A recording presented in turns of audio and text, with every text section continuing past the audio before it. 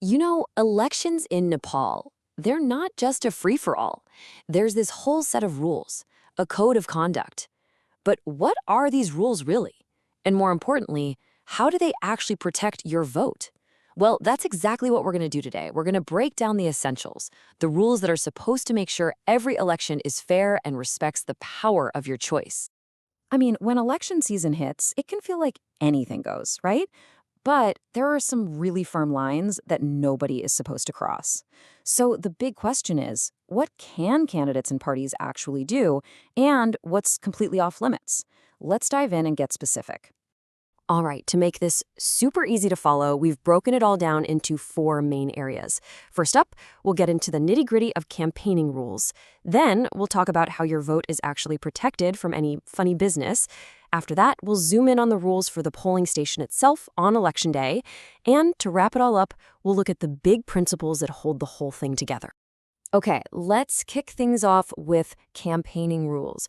And the whole point here, the big idea, is to make sure no one, no candidate, no party gets an unfair advantage. It's all about keeping the playing field as level as possible.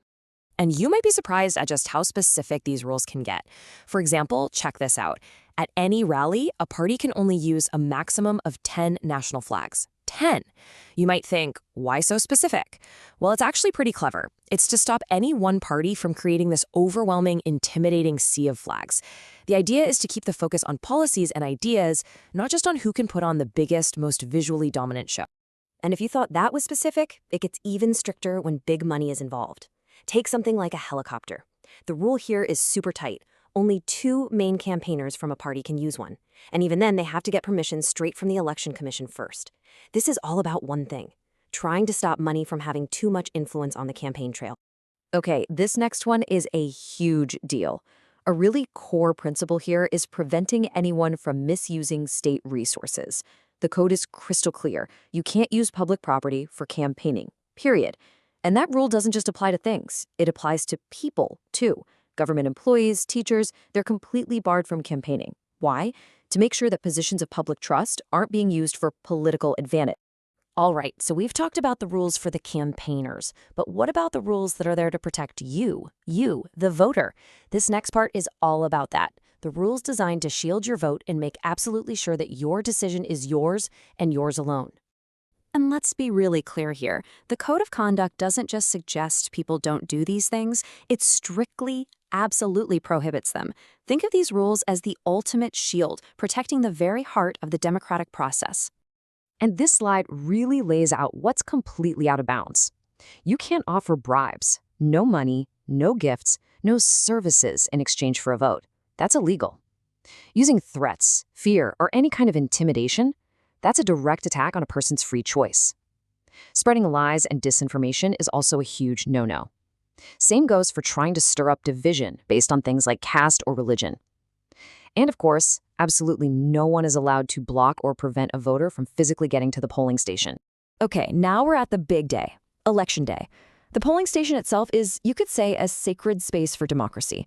So these next rules are all about keeping things orderly and peaceful and, this is the most important part, protecting the secrecy of your vote. So let's break this down. On one side, you've got the stuff you just can't bring in. We're talking anything with a party logo on your clothes, your hat, even your mask. No party symbols as temporary tattoos or stickers either. And a big one, no mobile phones, no cameras, no recording devices of any kind. Then on the other side, you have the actions that are banned. That means no taking photos or videos, obviously, no last-minute campaigning or chanting slogans, and basically nothing that could disturb the peace or, critically, violate someone else's privacy while they vote. All right, for our last section, let's zoom out a bit. We're going to look at the big foundational ideas and the official guardians of the election that are supposed to make sure the whole process is trustworthy from the very beginning to the very end. So, how do we make sure everyone is actually playing by the rules? Well, that's where this special role comes in, the election observer. The best way to think of them is like the official referees of the election. They're totally independent, they're neutral, and their one and only job is to watch everything, from the campaign rallies all the way to the vote counting, and make sure it's all being done fairly and out in the open. And it's not like these observers can just do whatever they want. Oh no, they have their own really strict code of conduct to follow. First, they have to be completely impartial. That means no public statements for or against any candidate. Second, they have to be transparent. They even have to publicly disclose their own income and expenses. And finally, they have to follow all the election rules, just like everybody else.